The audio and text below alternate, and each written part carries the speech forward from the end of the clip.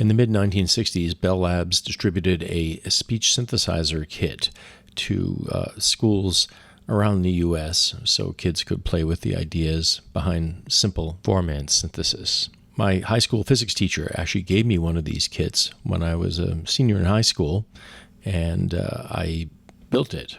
And I used it for a bunch of electronic music pieces that I made back then. A few audio fragments survive here and there and some old tapes, but the hardware is long gone. But I never really forgot about this thing. Always wondered about it for years later. So after all these years, I found a completely intact kit online, totally unused, and scarfed it up. And took a fresh look at it to see if I could turn it into a synthesizer module, so I could use it in compositions I make with my current rig. So the thing arrives beautifully packaged with all the components in separate boxes and bags, and a handy calculator slider for determining the values of the capacitors you need to get the desired frequencies, and also a tutorial book on speech synthesis that actually comes with a description of the circuit and the schematics. The circuit is really simple. It's basically just an exciter that's a narrow pulse waveform coming out of a multivibrator made for 2 transistors. You can see it there at left. And then it's just got a series of 3 LC resonator tanks, inductor-capacitor combinations, that give you specific frequency bandpass filters. They're all coupled to each other. The last pair is isolated with a simple 2-transistor Darlington pair. All of the transistors in my kit were germanium transistors, very old, from the early 60s probably.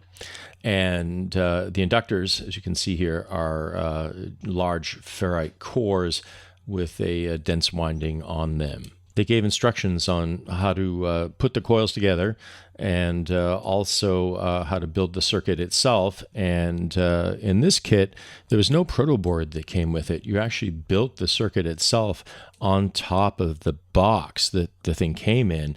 There was essentially a sketch of the components on the box, and you would just put in clips for the capacitors that you want to swap out to change the frequencies, and put the components right up on top, poking the leads to the box and soldering underneath. This may be one reason why my original prototype that I had only lasted a year or two. It's pretty fragile.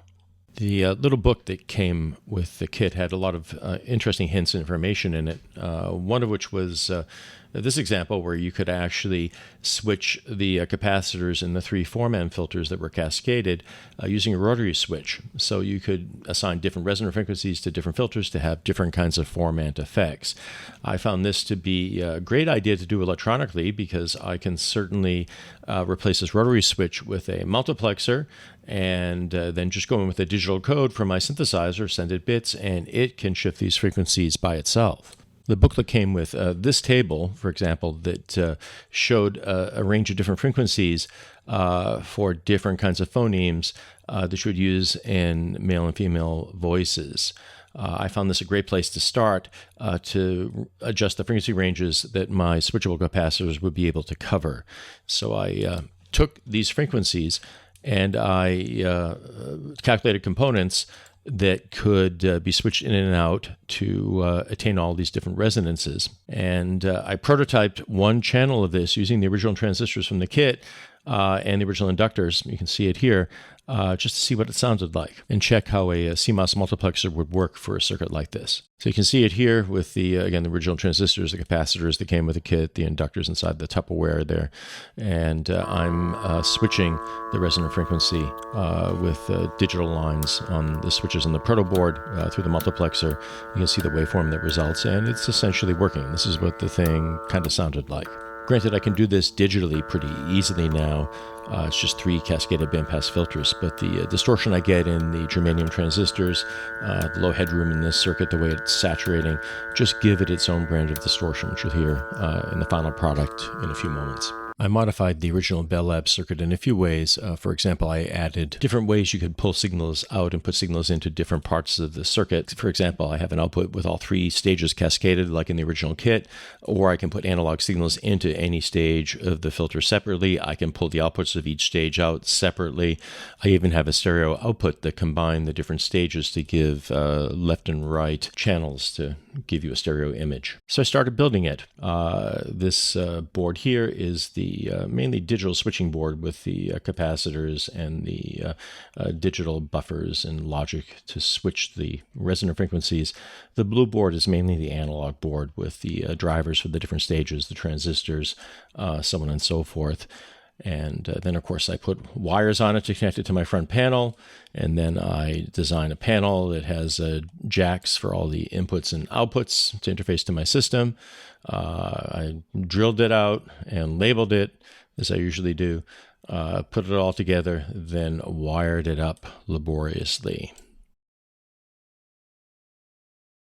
There will only ever be one of these modules. It's not made for mass production, as you can see. Finally, I have the module working and ready to go. I built a little cabinet so I have more space in my synth rig for new modules like this. There it is sitting there. And then, of course, I had to test its basic function. So I'll start off the demo at a very simple level, going through every piece of the circuit. Here is the pulse output, direct output of the pulse it makes to excite the filters. You can adjust the frequency with the knob. And you can gate it on and off. One gate is got a little bit of a hit to the frequency when it turns on and off. That was the original gate on the speech synthesis kit itself. The other one I added to give it more of a staccato effect, so you can really switch the pulse output on and off directly. And of course I can drive these with gates from my synthesizer system. The way I have all of my logic inputs on most all my modules is to exclusive OR them with the switch. So if the switch is up, it actually inverts the gate. I can also select my own voltage input to drive the oscillator. So I can control it again with the bias knob, or I can also put a control voltage signal in that can change the frequency of this oscillator directly.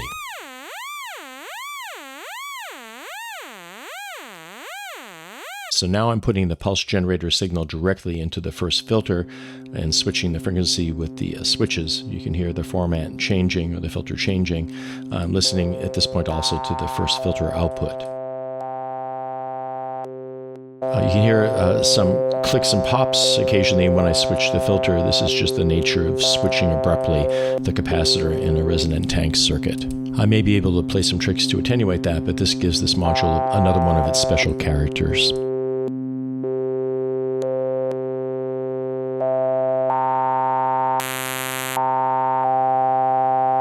And of course, I can drive these capacitor switches with signals from my synthesizer. So you see examples here. I can just keep adding gates from processes that are going on in sequencers and clocks and just have it develop its own rhythm. I can also apply control voltage to a MOSFET across the whole thing and sweep it to more or less adjust the cutoff frequency smoothly at that stage. It does introduce its own distortion, but that's part of the fun. Now I'm listening to the second stage. Still keeping the signal coming to the first stage, switching the frequencies and adjusting the gains here. I can also adjust the frequency continuously of that stage with MOSFET.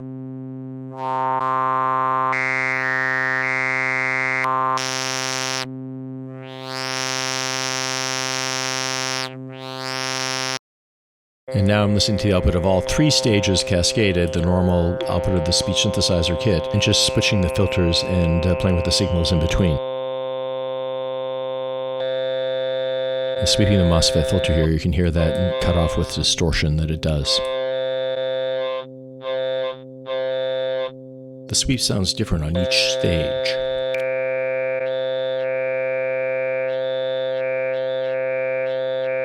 Now you can hear what the stereo output sounds like when I switch the different filters in different ways.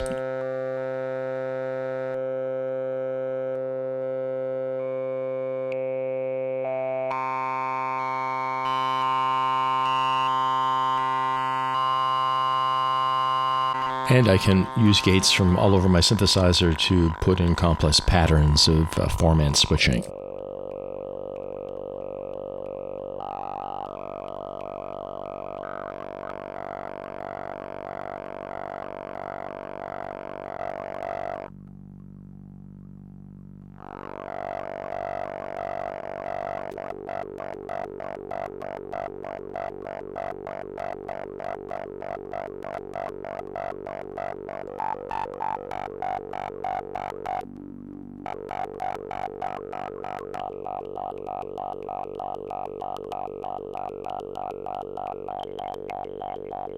So here I put an external signal into the filter bank coming from an organ I have playing a chord. I can have it straight or put it through a distorted input, and then I can switch the formants on that.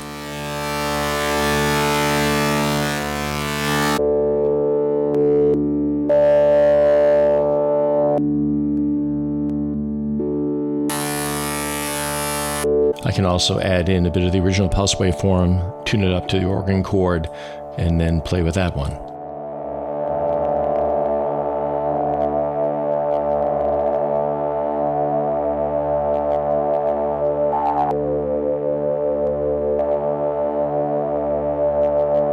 Putting the organ sound into the second stage here, and just balancing the inputs and switching the timbres.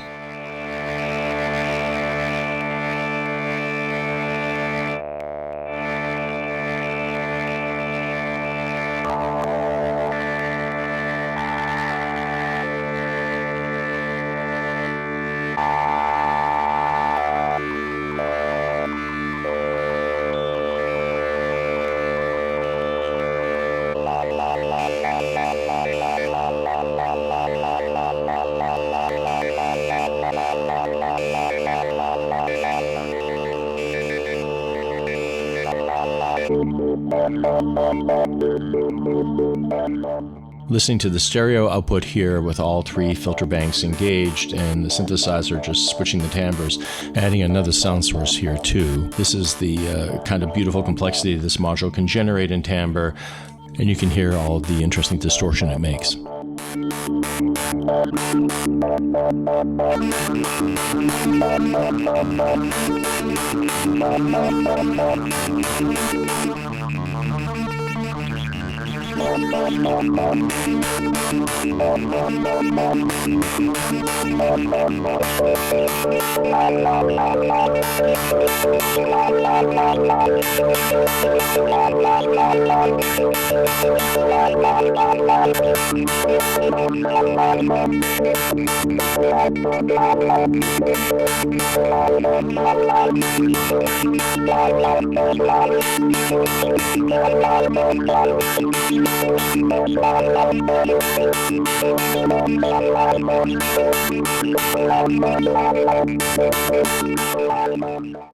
I can also use it with a keyboard. Here I just have different keys, change the pitch diatonically, but as well, every time I hit a different key, it puts in a different code into the timbre switches. So every note sounds different.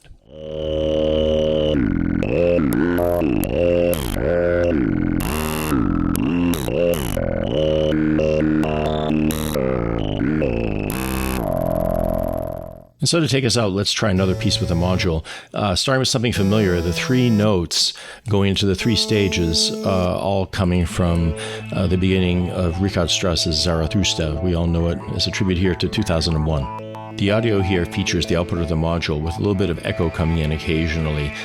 And this reaches its own hazy minimalist vibe, so I'll just let it run from here on.